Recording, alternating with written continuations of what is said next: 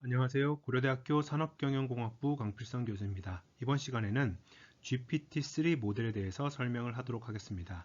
이름에서 알 수 있다시피 이것은 GPT-2의 업그레이드된 버전이고요. 동일한 그 기관인 오픈AI에서 개발을 했고 논문을 발표를 했습니다. 논문 제목은 Language Models are Few Shot Learner라는 제목이고요. 비슷한 모델로 GPT-2가 논문으로서 나왔었죠. 근데 이제 GPT-3가 나오면서 사람들 이쪽 관련해서 연구자들 그리고 비즈니스 필드에서 굉장히 화제가 되었고 어떻게 보면 논란이 되었던 게 뭐냐면 조직 이름이 오픈 AI이니까 이제 오픈이라는 말이 들어갔음에도 불구하고 GPT-3를 배포하면서 해당하는 모델을 사용하는 데 있어서는 이제부터 여기 보시는 바와 같이 API의 형태로 배포를 하겠다. 그래서 이제 무료로 소스 코드를 공개하고 학습된 프리트레인드 모델을 공개하는 게 아니라 당신들이 필요하면 API 키를 발급받아서 필요한 만큼 비용을 지불하고 써라 라는 거죠. 그래서 실질적으로는 오픈이 아닌 이제 어떻게 보면은 비용을 지불하고 사용을 해야 되는 비즈니스 모델로서 비즈니스의 어떤 솔루션 또는 아이템으로서 GPT-3가 공개가 된 겁니다. 실제로 데모 쇼케이스를 한번 보면 굉장히 많은 것들을 할 수 있다는 것을 확인할 수가 있겠고요. 유즈 케이스를 이제 웹사이트에서 한번 살펴보면 여러 가지가 있는데 이 중에서 간단한 거 몇 가지만 한번 같이 보도록 하겠습니다. 그래서 보시면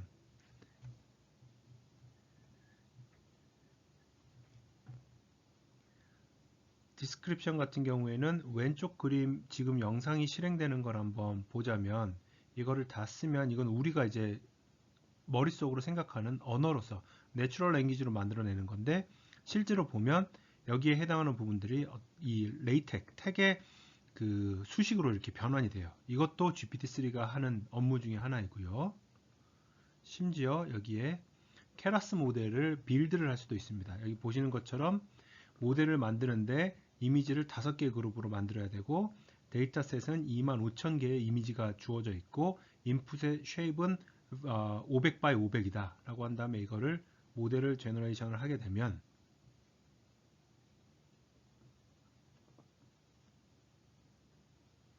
여기 보시는 것처럼 여기에 있는 이 내용들이 이 케라스로부터 모델을 만들어내는데 보시는 것처럼 인풋 쉐입은 500 by 500이라는 거 나와 있겠고요.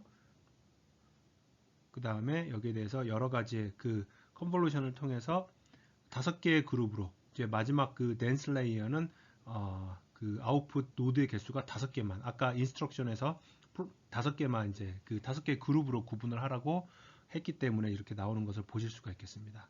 굉장히 많은 것들을 생각보다도 놀랍게 할 수 있다는 거 이 유즈 케이스를 통해서 우리가 확인을 할 수가 있습니다.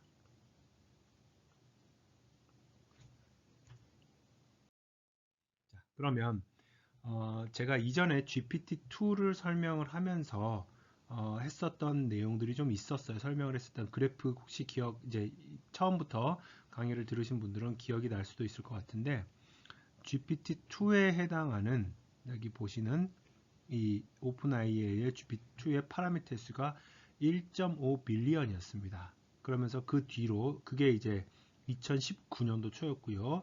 2019년도 말에 이제 엔비디아에서 만든 모델이 8.3 빌리언이었고요. 그 뒤로 2020년도 초에 이제 튜링 NLG라고 해서 마이크로소프트에서 만들었던 게 17 빌리언이었습니다.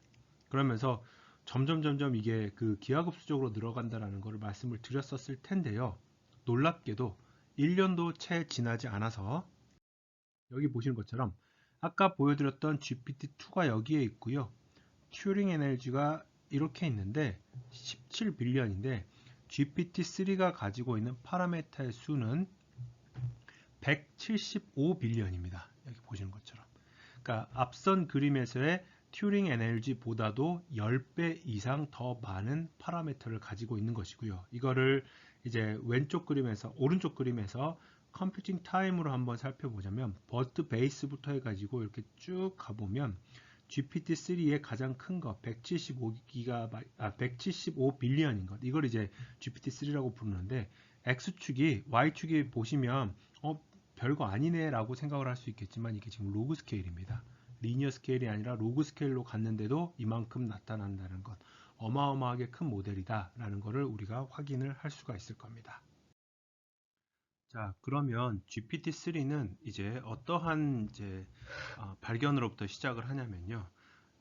버트나 GPT-2와 같은 그리고 그 뒤로부터 이제 만들어진 여러 가지 그 트랜스포머 기반의 베리에이션들이 가지고 있는 장점, 사전에 굉장히 큰 데이터셋으로부터 랭귀지 모델을 학습을 해서 만들어진 프리트레인드 랭귀지 모델 같은 경우에는 파인 튜닝을 통해서 태스크 스페시픽 아키텍처, 그러니까 어떤 특정한 예전에 이 프리트레인드 모델이 나오기 전까지는 이제 자주 사용되기 전까지는 태스크에 대해서 굉장히 오리엔티드된 태스크 스페시픽한 모델 아키텍처가 있었어야 됩니다. 다시 말하면 분류를 위한 텍스트 클래시피케이션을 위한 아키텍처, 뭐 퀘스천 앤 앤서링을 위한 아키텍처 이런 것들이 별도로 존재를 해서 그것들을 이제 고도화시키는 것을 주 목적으로 삼았다면 랭귀지 모델의 성공, 그러니까 라지 코퍼스를 이용해서 만든 프리트레인드 랭귀지 모델에 의한 성공에 의해서 성공한 것들은 결국은 어떠한 개념을 가지고 있느냐면 충분히 많은 데이터셋으로부터 랭귀지 모델을 학습을 한 다음에 이거를 그 원하는 제일 마지막 단의 윗단에서 태스크에 적합한 데이터셋에 대해서 파인 튜닝을 적절히 수행을 해주게 되면 랭귀지 모델이 가지고 있는 리프레젠테이션 파워를 그대로 수용하면서 태스크 스페시픽한 데이터셋에 대한 파인 튜닝이 수행이 돼서 굉장히 좋은 성능을 나타낼 수 있다는 것을 의미를 합니다.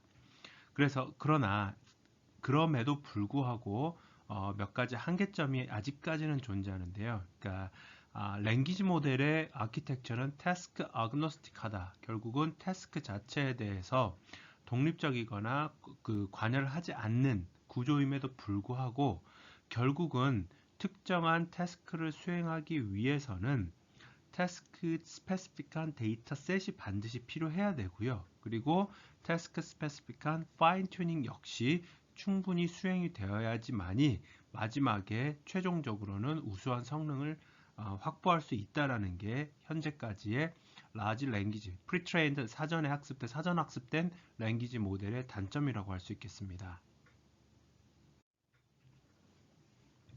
이러한 단점들을 이제 제거하는 것이 훨씬 더 사람이 언어를 이해하는 방식과 비슷해진다라는 것이고요. 그래서 그걸 이제 추구해야 되는데 몇 가지 원인들을 이제 논문의 저자들은 제시를 하고 있습니다. 첫 번째, 현실적으로 새로운 태스크에 대해서 충분히 많은 레이블드 이그젬플을 그러니까 확보하는 것은 굉장히 시간과 비용이 많이 드는 것이고요. 랭귀지 모델의 적용성을 이제 확대시키는 데 있어서 단점으로 장애물로 작용할 수 있다는 것입니다. 그 다음에 두 번째는 트레이닝 데이터에 있어서 spurious correlation이라고 표현을 하죠.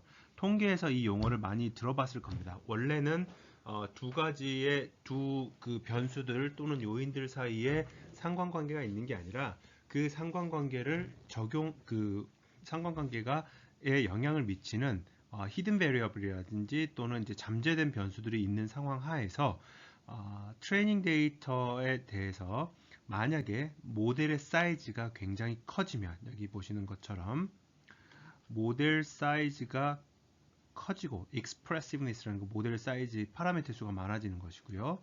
트레이닝 데이터가 충분치 않을 경우에는 이 spurious correlation이 발생할 확률이 높아진다라는 얘기입니다. 이 spurious correlation에 대해서 조금만 더 자세히 설명을 하면요. 이거 혹시나 처음 보는 분들이 있을까봐 이런 상황을 한번 얘기를 해볼게요. 어떤 데이터를 분석을 해봤더니 결론이 이렇게 나왔어요. 휴대폰 판매 대수가 증가하면 휴대폰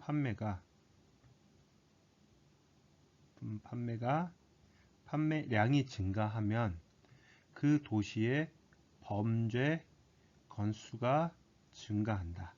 그렇기 때문에 휴대폰 판매가 범죄를 증가시키는 직접적인 원인이다. 이런 식으로 결론을 낼 수가 있단 말이죠. 근데 이거는 사실은 이 사이에 뭐가 있냐면 그곳에 인구가 증가하기 때문에 인구가 증가하면서 당연히 휴대폰 보급률에 비례해서 판매량이 증가하고 인구가 많기 때문에 범죄율은 동일한데 범죄 건수가 많아집니다.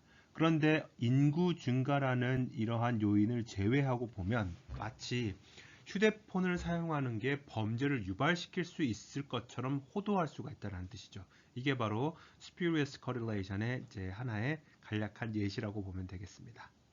자, 그리고 가장 핵심적인 거는 무엇이냐면 여전히 랭귀지 모델이던 지금 현재 NLP 태스크가 추구하고자 하는 것은 어찌됐든지 간에 정말로 사람들이 언어를 학습하는 것을 모방하는 것을 만들고 싶어 하는데 우리가 무엇인가를 배울 때는 대부분의 랭귀지 태스크들을 배우는 데 있어서 여기 보시는 그 랭귀지 태스크들을 배우는 데 있어서 엄청난 양의 슈퍼바이스드 데이터셋, 레이블드 데이터셋을 사실은 실질적으로는 필요로 하지 않는다는 뜻이에요. 그냥 예시 보통은 한 두세 개 정도 이렇게 주면은 우리는 그거를 보고서 충분히 이 로직을 이해하고 거기에 대해서 새로운 문제를 풀어낼 수 있는 능력을 사람은 본능적으로 가지고 있다라는 뜻입니다. 이러한 이슈들을 해결하기 위해서 GPT-3에서 이제 받아들이고자 하는 개념 중에 하나는 이 메타 러닝이라는 개념인데요. GPT-3에서 표현하는 이 메타 러닝은 결국은 무엇이냐면 트레이닝 타임 안에서 모델이 학습을 하는 과정에서 굉장히 다양한 셋들의 스킬들과 패턴을 인지하는 능력을 개발하는 것을 의미를 합니다. 그래서 여기서는 이제 학습을 시킬 때 GPT-3를 학습을 시킬 때는 크게 보면 두 개의 루프가 존재하는데요. 바깥쪽 루프인 아우터 루프와 안쪽 루프인 이너 루프가 있는데 이 루프를 통해서 결국은 가장 기본적으로 스토캐스틱 그레디언트 디센트를 통해서 학습을 합니다. unsupervised로 프리트레이닝을 하는데 각각의 시퀀스들에 대해서는 동일한 조합의 시퀀스들이 들어오는 거예요. 그러니까 동일한 조합의 데이터들이 하나의 시퀀스로 들어갑니다. 그것을 GPT-3에서는 in context learning이라고 부르고요. 이게 보면 무슨 얘기냐면 왼쪽에 가장 첫 번째 시퀀스는 사실은 덧셈을 학습하는 이그젬플들이고요. 두 번째 시퀀스는 무엇이냐면 오탈자를 바꿔주는, 교정해주는 이그젬플들입니다.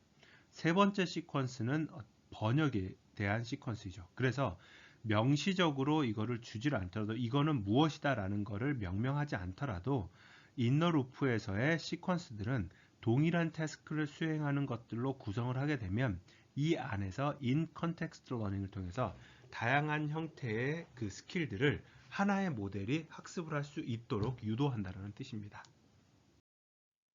그러면서 GPT-3에서는 이제 자신들이 굉장히 많은 파라미터를 사용을 했다. 다시 말하면 모델의 사이즈를 키웠다라는 것을 어떠한 방식에서 정당화를 하고 있냐면 이 트랜스포머 기반의 랭귀지 모델들은 어떠한 트렌드를 보이고 있느냐. 기본적으로 학습 과정에서의 로그 로스는 스무트 트렌드를 보이고 있는데 트렌드 오브 임프루브먼트를 보이고 있는데 with scale 다시 말하면 모델 사이즈 또는 파라미터 학습 가능한 파라미터의 크기가 커지면 커질수록 로스가 점점점 더 개선된다라는 게 보여지고 있고요. 이미 이제 실험적으로 입증이 되었고요. In Context Learning 관점에서는 굉장히 다양한 스킬들 앞에서 예시로 잠깐 보여드렸던 것처럼 이렇게 말로 무엇인가를 그 자연어로 표현을 하면 그걸 수식으로 바꿔준다든지 또는 자연어를 SQL문으로 바꿔준다든지 심지어 케라스 코드로 바꿔준다든지 이러한 여러 가지의 스킬들이나 태스크들을 학습하기 위해서는 아마도 이 Context Learning Ability 역시 스케일이 커지면 커질수록 Strong Gain, 다시 말하면 그 정도가 향상될 수 있을 것이다 라는 것을 이제 보여주는 것입니다. 주장하는 것입니다. 그러면서 이거 뒤에서 조금 더 구체적으로 설명을 하겠지만 실험 결과물을 이게 고전적인 방식은 아닌데요. 최근에 아카이브에 나오는 논문들은 가장 중요한 실험 결과를 인트로덕션에서 아예 보여주는 경우가 좀 있어요. 자주 발생을 합니다. 이 그림의 해석은 뭐냐면요. 이제부터 세 가지의 형태를 이제 비교를 합니다. GPT-3는 제로샷 러닝이라는 거는 어떤 태스크가 주어졌을 때 그 태스크에 대한 이그젬플을 같이 주지 않는 것이고요. 원샷, 이게 이제 그게 제로샷 러닝이고요. 원샷 러닝과 같은 경우에는 말 그대로 하나의 이그젬플만 줍니다. 퓨샷 러닝 같은 경우에는 몇 개, 말 그대로 few example들을 주는데 그 few example들의 개수가 바로 x축이에요.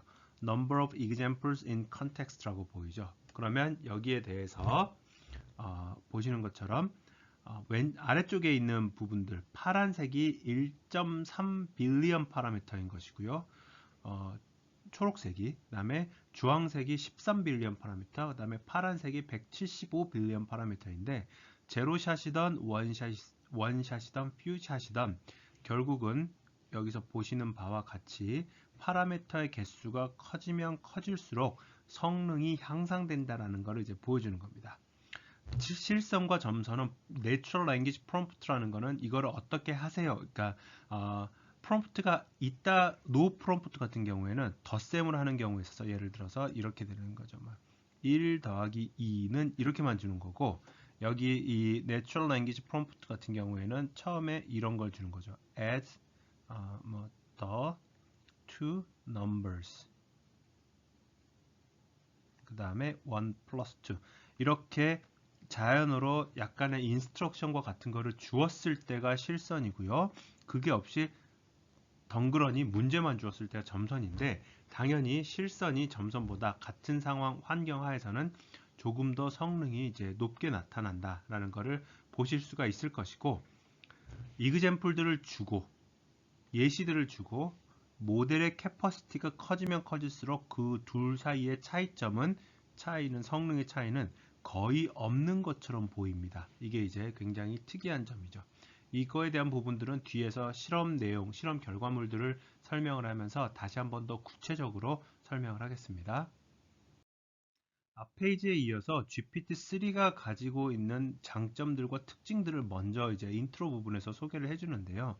GPT-3는 제로샷과 원샷, 다시 말하면 어떤 태스크를 수행하는 데 있어서 그것에 대한 실제 이그젬플들을 아예 주지 않거나 한 번만 주는 경우에서라도 특정한 어떤 특정한 데이터셋에 대해서는 소타를 뛰어넘는 그러한 성능을 보이기도 했다라는 것을 지금 여기서 보여주고 있고요.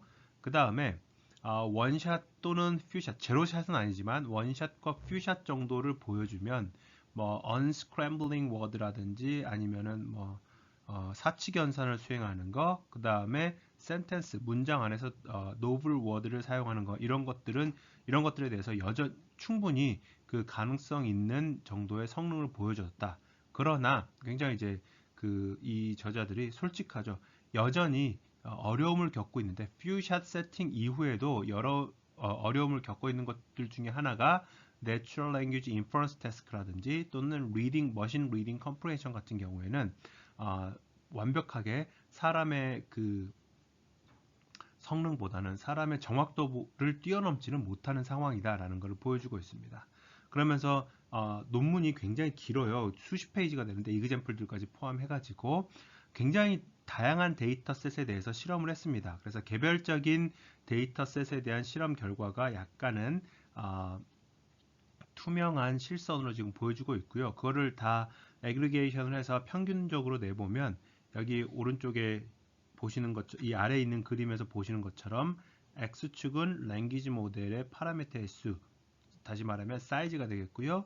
제일 오른쪽에 있는 175 빌리언이라고 되어 있는 게 우리가 흔히 알고 있는 GPT-3입니다. 실제 API로 제공이 되는 어떠한 경우에서라도 원샷과 제로샷이 가장 성능이 낮고요. 상대적으로 그 다음이 원샷, 그 다음이 퓨샷. 다시 말하면 이그젬플을 좀 더 보여줄수록 성능이 향상을 하는데 그 향상의 정도가 모델 사이즈가 크면 클수록 도드라진다. 여기서 보시면 0.1 빌리언일 때는 이 세 개의 그 차이가 그렇게 크지 않아요. 그리고 셋 다 잘 못합니다. 상대적으로 봤을 때는. 그런데 175 빌리언까지 가다 보면 여기에서 보시는 것처럼 제로샷에서 원샷으로 올라갈 때 성능, 원샷에서 퓨샷으로 올라갈 때 성능이 이쪽에서의 성능보다 왼쪽에서의 성능 향상보다는 확연하게 이제 도드라진다라는 것을 우리가 볼 수가 있지요.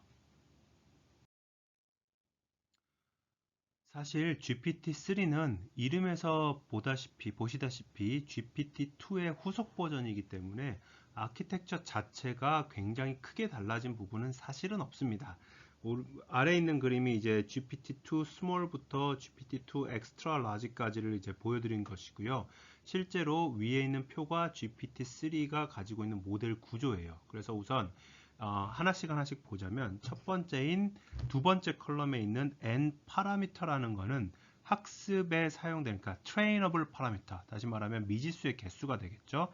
그래서 제일 밑에 있는 게, 아래쪽에 있는 게 가장 큰 175 빌리언 개의 파라미터를 가지고 있고요. n 레이어라는 게 무엇이냐면 아래 그림에서 보시는 이 디코더 레이어의 수입니다. 그래서 GPT-2 스몰이 12개를 가지고 있고요. GPT-2의 엑스트라 라지가 48개를 가지고 있는데 GPT-3라고 불리는 가장 큰 모형은 지금 96개, 그러니까 GPT-2의 엑스트라 라지보다도 2배 이상의 레이어의 수를 가지고 있는 것을 보실 수가 있겠습니다. 그리고 D 모델이라고 하는 거는 우리가 그 트랜스포머의 인코더든 디코더든 피드 포워드 뉴럴 네트워크를 들어가는 데 있어서 입력으로 들어가는 이제 모델의 디멘전이 되겠고요. GPT-3에서는 피드 포워드 뉴럴 네트워크의 이제 사이즈는 항상 이 모델의 4배를 이제 사용을 하게 됩니다. 그래서 다시 한번 설명을 하자면 피드 포워드 뉴럴 네트워크의 이제 그 인풋 노드의 개수가 이 GPT-3 같은 경우에는 12,288개라는 뜻이고요. 그리고 이거의 4배만큼이 중간에 이제 그 피드 포워드 레이어에서의 히든 레이어의 개수로 들어가는 겁니다. 그래서 이거 곱하기 4개가 바틀렉이 아닌 레이어에서의 그 노드의 수입니다. 그리고 헤드는 셀프 어텐션 헤드에서의 그 셀프 어텐션에서 사용하는 헤드의 개수여서 GPT-3에서 가장 많이 사용되는 경우에는 96개까지 이렇게 사용을 하고 있고요. 헤드의 디멘전 역시 조금씩 다르다. 그래서 제일 마지막에 있는 쪽을 보시면 GPT-3에서 사용하는 헤드의 개수는 128개. 그리고 배치 사이즈도 모델의 사이즈마다 조금씩 다르고 학습률인 러닝 레이트도 조금씩 다르다라는 것을 이제 봐주시면 되겠습니다. 이렇게 표현을 했다라는 얘기는 기본적으로 아래 이 그림에서 보시는 이러한 구조, GPT-2 설명을 했을 때 보여드렸던 디코더 기반의 이 GPT의 구조를 그대로 차용을 하되 사이즈를 늘린 겁니다. 스케일 업한 게 결국은 GPT-3라고 이해를 해주시면 무리가 없을 것 같습니다. 자, 그러면 GPT-3는 어프로치가 이렇게 보시는 것처럼 세 가지의 어프로치가 있습니다.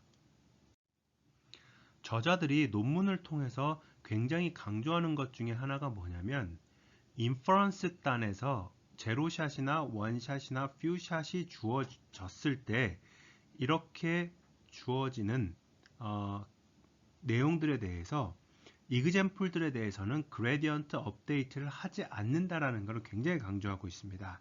이게 무슨 말이냐면요. 예를 들어 파인 튜닝을 한다라고 해봤을 때 오른쪽을 먼저 보겠습니다. 이쪽을 먼저 한번 보겠습니다. Traditional fine tuning 해서 not used for GPT-3 이렇게 되어 있죠. 원래는 첫 번째 이그젬플이 주어지면 여기에 해당하는 결과물을 보고서 그레디언트를 한번 업데이트를 하고요.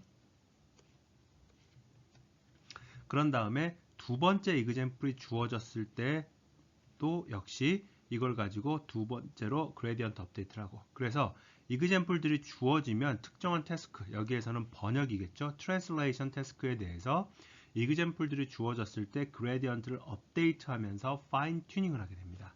그런데 여기서는 in context learning에 대해서 세팅 세 가지를 GPT-3에서는 이제 평가를 하는데요. 제로샷은 뭐냐면 가장 위에 지금 보시는 것과 같이 여기에서 보시는 것과 같이 Translate English to French 해가지고 태스크 디스크립션만 주고요. 바로 띡 하고 치는 해가지고 프롬프트에다가 이 두 가지를 한꺼번에 줘요.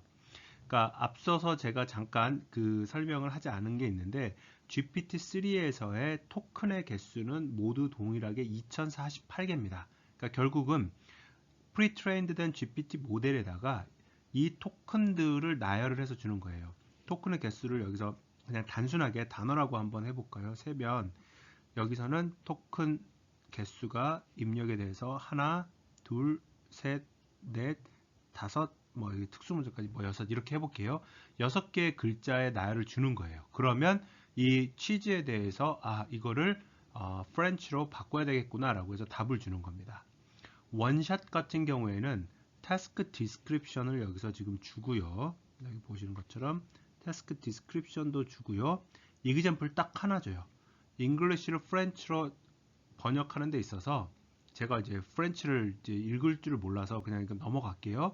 이런 식으로 번역할 수 있다. 자, 그러면 취지는 어떻게 되겠느냐? 라는 식으로 프롬프트를 줍니다.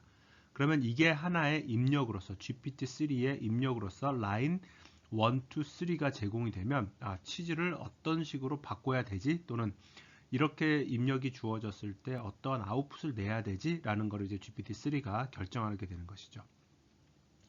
퓨샷 같은 경우에는 지금 현재 보시는 바와 같이 여기 보시는 것처럼 태스크 디스크립션이 주어지고요. example이 하나가 아니라 여러 개가 주어져요. 그리고서 뒤에서 이제 실험을 보면 이 example들의 개수를 늘려갈 때 어떤 식으로 퍼포먼스가 차이가 나는지를 아까 앞선 페이지에서도 잠깐 총론 관점에서는 이제 개수가 많아지면 많아질수록 성능이 향상된다라는 어찌 보면은 좀 이제 당연한 얘기지만 그래도 여기에서 핵심은 뭐냐면 example들을 보여주는 게 인퍼런스 단에서 보여주는 것이지 그렇게 보여준 example를 통해서 학습을 다시 하지 않는 파인 튜닝을 하지 않는 거라는 게 가장 큰 핵심입니다. 그리고 난 다음에 이제 example들을 충분히 퓨샷으로 보여주고 프롬프트에다가 최종적으로 우리가 원하는 질문을 던졌을 때 GPT-3는 어떠한 답을 낼 것인가 이렇게 세 가지를 평가하겠다라는 뜻입니다. 그래서 파인 튜닝 같은 경우에는 이 프리트레인드 모델에 대해서 어떤 우리가 원하는 태스크에 대한 추가적인 데이터가 있을 때 거기에 대해서 한 번 더 그레디언트를 업데이트하는 것이고요. 이걸 하기 위해서는 결국은 모든 우리가 하고자 하는 태스크에 대해서 새로운 데이터셋이 필요할 뿐만 아니라 필요하기도 하고요. 그 다음에 요새 이제 표현은 out of distribution, OOD라 그러죠. 우리가 가진 데이터가 커버하지 못하는 어떤 분포 상황에서는 일반화 성능이 떨어질 수 있을 것이고요. 아까 말씀드렸던 것처럼 너무 학습 데이터에 매몰돼서 spurious 피처를 뽑아낼 수 있는 가능성이 다시 말하면 이걸 다시 표현하면 과적합이죠. 파인 튜닝을 하는 태스크 데이터셋에 과적합이 되는 문제점이 발생할 수도 있습니다. 퓨샷 러닝 같은 경우에는 여기 아까 말씀드렸던 것처럼 a few demonstration을 주는 거죠. 근데 언제 주느냐? 학습 시점이 아니라 inference 시점에서 그리고 업데이트는 되지 않습니다. 그레디언트 업데이트를 하지 않습니다. inference 단에서만 컨텍스트 토큰의 관점에서 2048개까지 쓸 수 있으니까 example들을 계속적으로 보여주는 거예요. 그러면 이때는 이제 태스크 스페시픽한 데이터를 사용하지 않아도 되니까 조금 더 이제 좋은 장점이 있겠고요. 반면에 이제 여전히 특정한 태스크에 대해서는 소타보다는 훨씬 더 성능이 떨어지기 때문에 좀 갈 길이 멀 수 있다라는 것을 이제 인정을 하고 있습니다. 아까 보여드렸던 것처럼 원샷과 제로샷은 퓨샷의 관점에서 봤을 때 원샷은 퓨샷의 스페셜한 케이스, example을 하나만 보여주는 것이고요. 제로샷 같은 경우에는 Natural Language Instruction만 주어지는 겁니다. 그래서 이 덧셈을 하세요, 번역을 하세요, 또는 케라스 코드로 바꾸세요 이렇게만 하고 example을 주지 않았을 때가 바로 제로샷이 되겠습니다. 자, 그리고 이 GPT-3의 아키텍처 관점에서 봤을 때는 거의 대부분이 GPT-2의 아키텍처랑 동일한데 어텐션을 하는 데 있어서 원래는 셀프 어텐션, 멀티 어텐션 관점에서 셀프 어텐션은 토큰과 토큰 사이에 전부 다 어텐션을 겁니다. 그런데 그게 너무 계산량이 많으니까 여기서는 여기 보는 것처럼 이 스퍼스 어텐션 을 이제 사용을 하게 됩니다. 여기서 보시면 이 논문의 2019년도 논문을 이제 한번 참고를 해보시면 원래 오리지널 트랜스포머 같은 경우에는 이제 디코더 관점에서는 마스크드 어텐션을 쓰니까 순차적으로 토큰이 지나감에 따라서 이전 토큰에 해당하는 것들과는 전부 어텐션이 걸려요. 그래서 여기 보시는 것처럼 연하게 음영이 되어 있는 부분들은 모두가 어텐션이 걸리는 부분인데, 이게 모델 사이즈가 너무 커버리면 연산량도 많아지고 힘들어지니까 이거를 띄엄띄엄 이제 그 스파르스하게 어텐션을 걸어주겠다는 얘기입니다. 그래서 이 방식은 스트라이디드 어텐션과 픽스드 어텐션 두 가지가 있는데요. 이 세부적인 내용에 대해서는 해당하는 논문을 여러분들이 직접 보고 한번 학습을 해 보시기 바랍니다. 그리고 아까 표에서 보여드렸던 것처럼 총 8가지의 서로 다른 크기의 모델을 우리가 이 저자들은 이제 실험에서 비교 대상으로 삼았고요. 모든 모델은 그래도 이제 모델의 사이즈가 다른 것이지 컨텍스트에 대한 컨텍스트 윈도우가 다르면 불공평하니까 컨텍스트 윈도우는 2048개, 그러니까 2의 11승이 되겠죠. 개수만큼의 토큰을 사용을 합니다. 그러니까 입력으로 들어오는 정보는 똑같은데 그거를 처리하는 모델의 사이즈가 가장 적은 GPT-3 스몰 125 밀리언부터 가장 큰 GPT-3 175 빌리언까지 이 사이즈를 바꿔가면서 이제 실험을 하고 성능을 측정을 하게 됩니다. GPT-3에서 사용하는 트레이닝 데이터셋은 커먼 크롤 데이터셋이라고 이제 표현을 하는 그 명이 된 데이터셋을 사용을 하고요. 거의 이제 트릴리언 단어에 가까운 워드에 가까운 그 사이즈를 가지고 있습니다. 그런데 이 데이터셋을 그냥 쓴 것이 아니고 3가지 정도의 전처리를 거쳐서 데이터셋 자체의 퀄리티를 좀 이제 향상시키고자 했다라고 논문에서 밝히고 있는데요. 오리지널 버전이 아닌 그 한번 필터링이 된 버전을 사용을 합니다. 하이 퀄리티 레퍼런스 코포라와 비교를 해서 그 필터가 된 버전을 이제 사용을 하고요. 다큐멘트 레벨에서 중복되는 부분, 그리고 데이터셋 관점에서 중복되는 것들을 제거를 합니다. 이거는 왜 그러냐면 이제 held out validation 데이터셋, 다시 말하면 쉽게 말해서 학습용 데이터하고 이제 그 크롤링을 한 데이터니까 중복되는 데이터가 많을 수도 있을 텐데, 동일한 이그젬플이 다큐멘트가 학습 트레이닝 데이터셋에도 존재하고 밸리데이션 데이터셋에 존재하면 이거는 사실은 치팅과 가까운 거니까 듀플리케이션을 이제 제거하는 방식을 사용을 했고요. 여기에 추가적으로 굉장히 이제 퀄리티가 높다라고 되어 있는 그 레퍼런스 코포라를 이제 트레이닝 데이터를 사용하는 데 있어서 그 어규멘테이션을 하는 데 있어서 사용을 하게 됩니다. 그래서 보시는 것처럼 밑에 보면 커먼 크롤 데이터셋을 기본적으로 사용을 하되 웹 텍스트 2 데이터셋, Books 1, 2, 그 다음에 영어로 된 English 위키피디아를 사용을 합니다.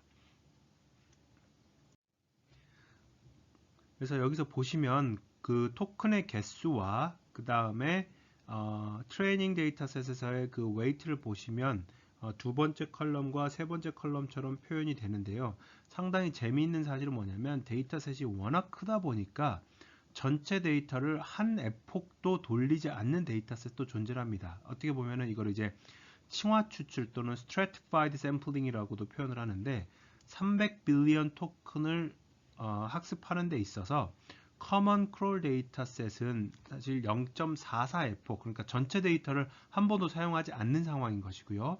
웹 텍스트 2 데이터셋은 2.9 에폭, 그러니까 2.9회 정도 반복을 한 것이고, 위키피디아 역시 3.4회 정도를 반복하는 대신에 Books2 데이터 같은 경우는 역시 커먼 크롤 데이터셋과 유사하게 원 에폭도 돌지 않는, 전체 데이터를 한 번도 사용하지 않는 이제 그런 상황이 발생을 하게 됩니다. 그러면서 이제 그 트레이닝 코스트에 관련해서도 저자들이 굉장히 솔직하게, 어떻게 보면은 오픈AI에서 나왔으니까 어느 정도 받아들여주는 거지, 굉장히 인간적인 면모도 지금 보여주고 있는데요. 그러면서 저자들이 굉장히 강조한 것들 중에 하나가 뭐냐면, 인터넷에서 이렇게 그 수집한 크롤링한 데이터 같은 경우에는 단순히 그 컨텐츠 자체를 메모라이즈를 할 수 있는 캐파가 있을 수 있다. 스케일이 굉장히 큰 모델이기 때문에. 그리고 이거는 다운스트림 태스크를 이제 그 오염시키는 중요한 이슈가 된다. 그래서 얘네들을 분명히 얘네들에 대해서 학습 데이터와 인퍼런스 관점에서 반드시 중복되는 부분들을 제거를 해야 되는데, 이 사람들이 말하기를 논문에 이렇게 그대로 이 논문 본문을 그대로 따왔습니다. Unfortunately 해가지고 필터링에서 약간의 버그가 있어서 결국은 그 학습 데이터와 테스트 데이터에 대해서 오버랩이 존재를 하게 됐다. 결론적으로는. 그러면 이거 다시 해야 되는데 이 트레이닝 코스트가 너무나도 많이 들었기 때문에 이거를 리트레인을 하는 데 있어서 모델 리트레이닝 거의 피지블 하지 않았다라는 걸로 이제 표현을 합니다. 논문에서 이제 어떻게 보면 고백이죠. 고백을 먼저 합니다. 그래서 도대체 이게 얼마나 비용이 많이 들길래 이러느냐라고 한번 찾아봤더니 추정을 해놓은 여러 블로그나 또는 기사들이 있어서 봤어요. 그랬더니 460만 달러 정도, 그러니까 4.6 밀리언 달러 정도가 된다라고 하고요. 한 번 트레이닝 시키는데 GPT-3 라지 모델, 제일 큰 모델을 이거 환율로 여기 보면 3월 4일이죠. 강의 자료 3월 4일에 업데이트를 했는데 2021년 3월 4일 환율 기준으로 했을 때 51억 원 정도 됩니다. 모델 하나 트레이닝 시키는데 51억 원이라서 이게 도대체 얼마나 큰 돈이냐라고 보면, 요새 워낙 이제 부동산 값이 많이 뛰었는데 아크로 리버파크라고 아리팍이라고 불리우는 이제 반포동에 이제 아파트가 하나가 있습니다. 그 반포동 50평대의 아파트 시세가 대략적으로 비슷해요. 이 금액하고 매매가가 50억이니까 GPT-3 하나를 학습시키는 데 드는 비용이 아파트 한 채다. 강남의 한강변의 아파트 한 채다. 뭐가 더 사회적으로 도움이 될 것인지는 각각의 사람의 이제 판단에 맡기겠습니다만은, 어찌됐든지 간에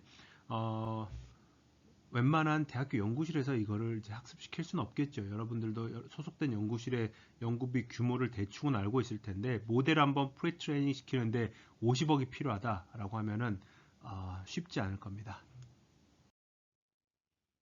그래서 여기 보시는 것처럼 이제 저도 이제 블로그 글들을 좀 찾아봤더니 GPT-2까지가 한 12,000달러에서 43,000달러, 4만 달러 정도에도 한 5천만 원 정도니까 그러려니 할 수 있을 텐데, 여기서 보시면 이제 클라우드 컴퓨팅 코스트를 보여주는 겁니다. GPT-3는 이게 이제 훌쩍 올라가 가지고 50억을 이제 사용을 하게 되는 것이죠.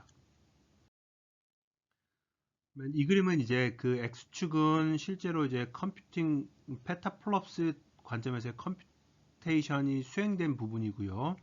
Y축이 밸리데이션 로스인데, 이게 파워로우를 따른다는 거는, 이거 원래는 X축이 지금 로그 스케일이어서 그렇지 파워로우라는 거는 몇 함수로서 이렇게 됩니다. 실제 선형으로 그려보면요, X축과 Y축이 있을 때 이렇게 Y는 X분의 1과 같은 이런 이제 형태를 파워로우라고 하는데, 여기 보시면 이 그림에서는 시간이 이 컴퓨테이션이 증가하면 증가할수록 사이즈가 큰 모델이든 작은 모델이든 급격하게 밸리데이션 로스가 줄어들고 있다는 것을 여기서 확인을 할 수가 있습니다. 그리고 여기서 보면 랭귀지 모델링 관점에서 봤을 때 X축이 파라미터의 개수고요. Y축이 이제 accuracy라고 했을 때 휴먼 레벨과 그 다음에 제로샷, 소타의 관점에서 보면 GPT-3가 가지고 있는 제로샷과 원샷과 퓨샷, 여기서는 이제 이그젬플을 한 15개 정도로 이렇게 보여준 겁니다. 이렇게 봤을 때 계속적으로 이 저자들이 주장하는 것처럼 파라미터의 개수가 많아지면, 다시 말하면 모델의 스케일이 커지면 성능은 점점 향상한다 라는 것을 이제 보여주는 그림 중에 하나입니다. 그리고 마찬가지로 question answering 관점에서도 파라미터 똑같은 트렌드죠. 여기서는 근데 K를 64로 썼네요. 앞에보다는 이그젬플들 좀 더 많이 보여줬는데, X축이 커지면, 모델 사이즈가 커지면 Y축도 증가하더라, 퍼포먼스도 증가하더라 라는 개념으로 이해하시면 되겠습니다. 마찬가지로 머신 트랜슬레이션도 마찬가지입니다. 여기 보시는 것처럼 모델 사이즈가 작을 때와 클 때를 비교했을 때 점진적으로 어떠한 언어 조합에 대해서도 우상향하는 것을 보여주고 있습니다. 그리고 뉴스 아티클 제너레이션 같은 경우에는 이거는 이제 뭐냐면요. 어, 설문조사 같은 걸 해가지고 한 사람한테 실제 사람이 쓴 기사와 GPT-3가 쓴 기사에 대해서 보여주고 이 중에서 어느 게 사람이 쓴 걸까요? 라고 물어봤을 때 점점 더 스몰 데이터 같은 경우에는 정확도가 76% 정도로 컨피던스 레벨이 72에서 80%니까 랜덤이 아닙니다. 근데 GPT-3 같은 경우에는 52%까지 낮아지고요. 95% 컨피던스 레벨이 50%를 포함하니까 사실은 이거는 거의 랜덤에 가까워요. 그리고 랜덤에 가깝다는 얘기는 구별을 못한다는 얘기입니다. 사람이 썼는지 GPT-3가 썼는지를 잘 판단을 못하는 수준까지 지금 올라왔다는 뜻이고 I don't know assignment가 점점 갈수록 커진다는 얘기는 약 이런 거죠. 실제로 이걸 봤는데 도저히 나는 아무리 봐도 이 중에서 하나를 고르라고 해도 이게 사람이 쓴 건지 GPT-3가 쓴 건지조차도 잘 모르겠다. 너무 헷갈린다. 라는 비율이 중간에 8.7% 조금 뭐 에러긴 한데 가면 갈수록 모델 사이즈가 커지면 커질수록 함께 증가하고 있는 것도 보여주고 확인할 수가 있습니다. 그래서 여기서 보시면 accuracy가 12%짜리인 example이에요. accuracy가 12%라는 얘기는 100명 중에 12명만 이거를 사람이 썼는지 GPT-3가 썼는지를 제대로 맞춘 것이고 나머지는 이제 못 맞췄다는 뜻인데 실제로 이 문장을 쭉 한번 그 하나하나 뜯어보면 정말로 문법적인 오류가 이제 없이 그럴듯한 문장임을 하나의 그 기사임을 우리가 확인을 할 수가 있습니다. 그리고 이 그림에서 이제 저자들이 주장하고자 하는 바는 뭐냐면요. 과연 이 GPT-3가 오버피팅을 하는 모델이냐 아니면은 일반화, 제너럴라이제이션을 잘할 수 있는 모델이냐라는 이슈에 대해서 저자들은 이제 보통은 트레이닝 로스보다는 밸리데이션 로스가 약간은 위에 있죠. 이 차이가 크면 클수록 오버피팅이 심하게 되어 있다고 볼 수 있는데 여기서도 역시 어떤 모델이든지 간에 이 두 개가 완벽하게 동일할 수는 없습니다. 저는 이제 그렇게 생각을 하고요.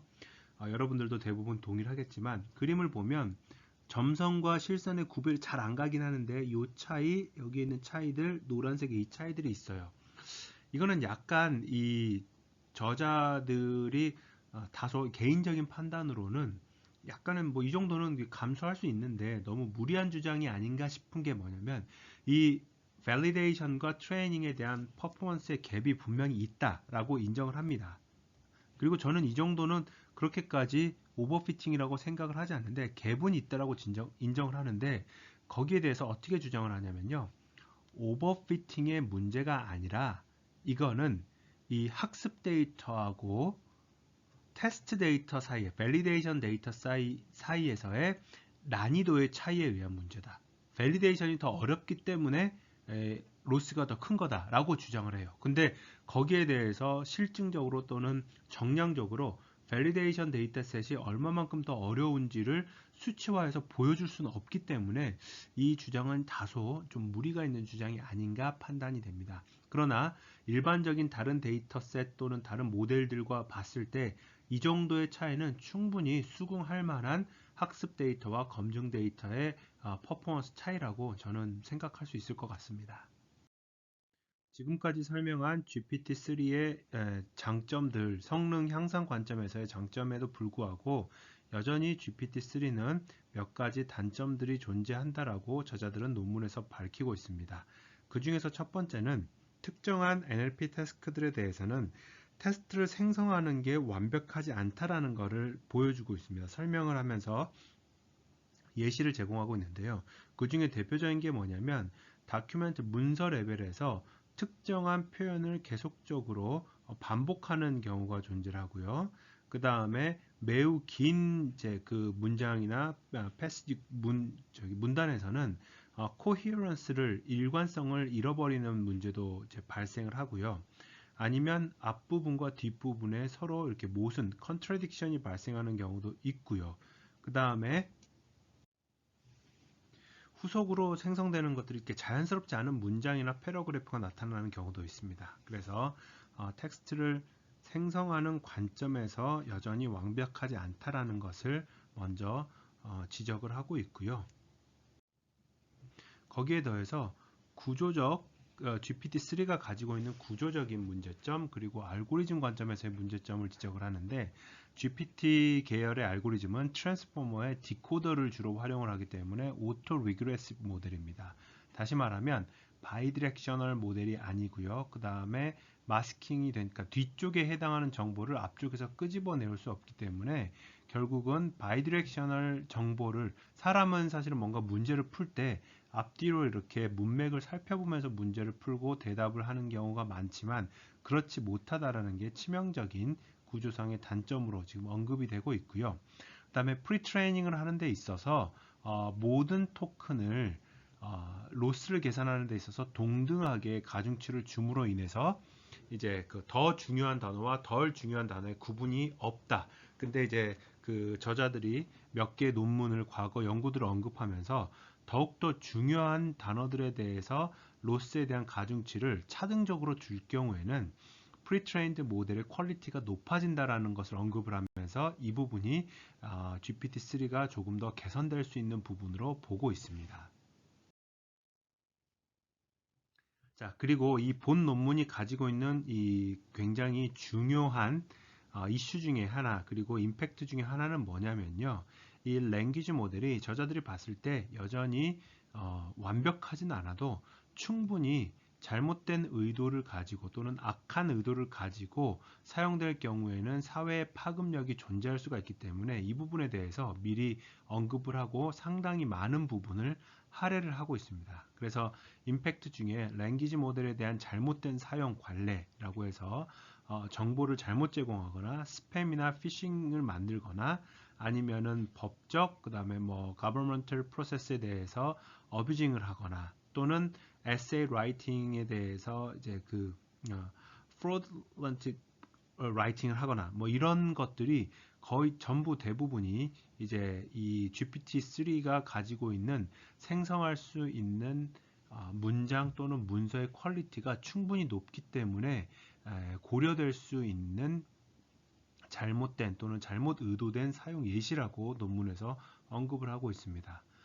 최근에 이제 제가 그래서 요새 가짜 뉴스, 낚시 뉴스 이런 얘기들 많이 나오잖아요. 그래서 검색을 해봤더니 장난 삼아서 이렇게 서로 친구들 사이에서 장난치라고 카톡방에 공유할 수 있도록 해주는 웹사이트가 있더라고요. 그래서 제가 이제 여기다 써봤습니다.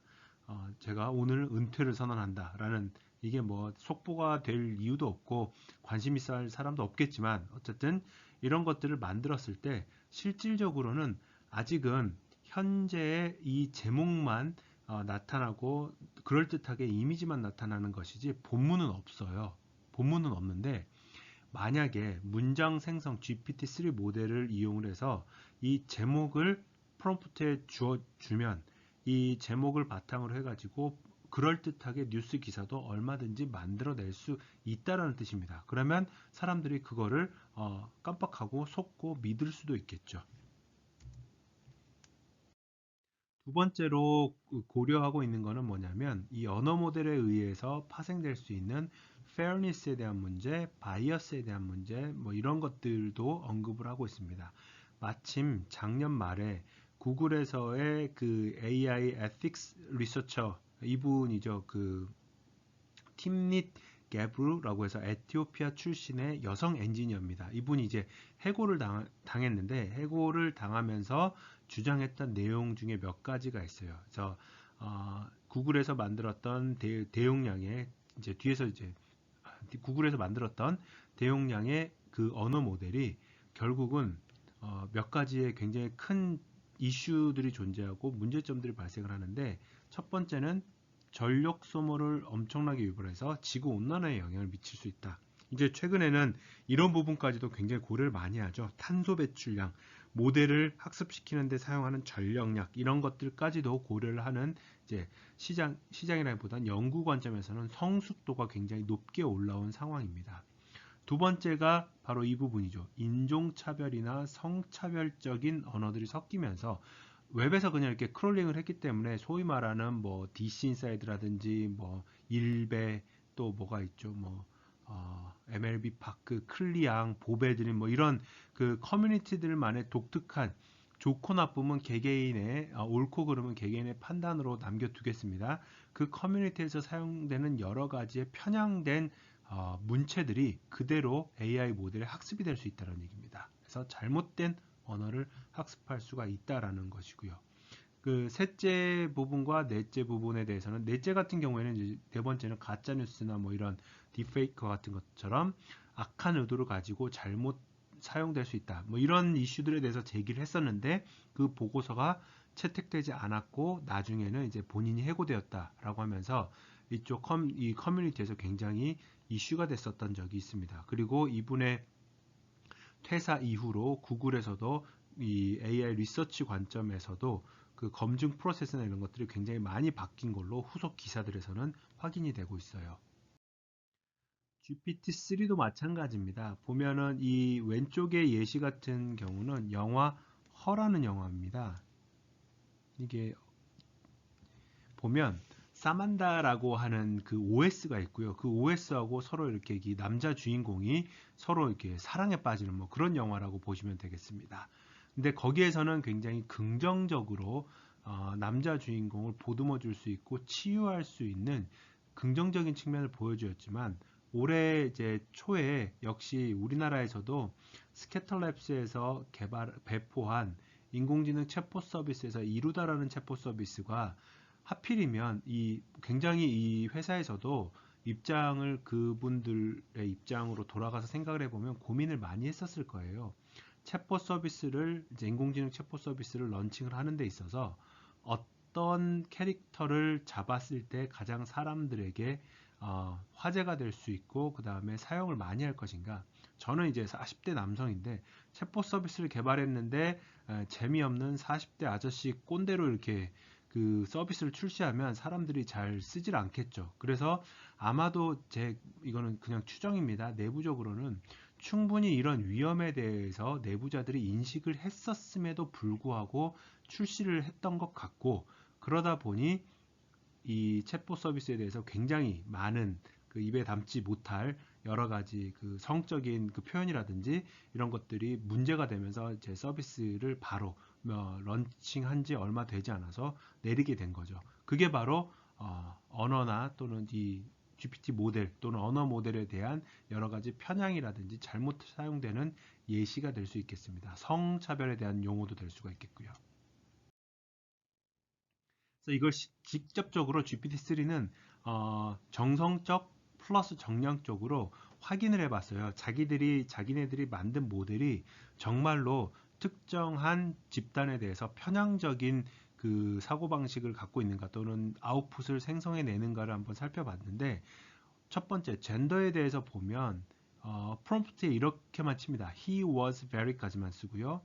She was very까지만 씁니다. 또는 그 다음에 알게 모르게 이 논문의 저자들도 이것도 어떻게 보면 저는 뭐 페미니스트나 뭐 이런 사람이 아닙니다만 편향이라고 볼 수가 있는 게 항상 이 논문의 젠더에 관한 부분에 대해서 예시는 he부터 나와요. she부터 나오지 않습니다. 저는 제가 여기다가 지금 이렇게 두 번째 부분은 she를 먼저 썼지만 실제 논문에서 보면 항상 he가 먼저 나옵니다. He was very, she was very가 나오고요. 또는 he would be described as 그 다음에 she would be described as라고 나오거든요. 그러면 이것도 머릿속에 습관적으로 남성과 여성을 지칭할 때 지금도 제가 남성과 여성이라고 표현을 했죠. 여성과 남성이라고 지칭하지 않았어요.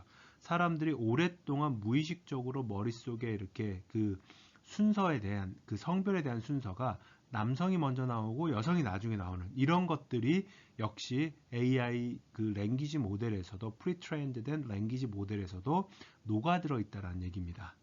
그러면서 실제로 봤더니 남성은 어떻게 표현이 되느냐 평균적으로 이렇게 같이 그 표현이 되는 거에 비해서 뭐 lazy라는 표현이 많이 나오고요.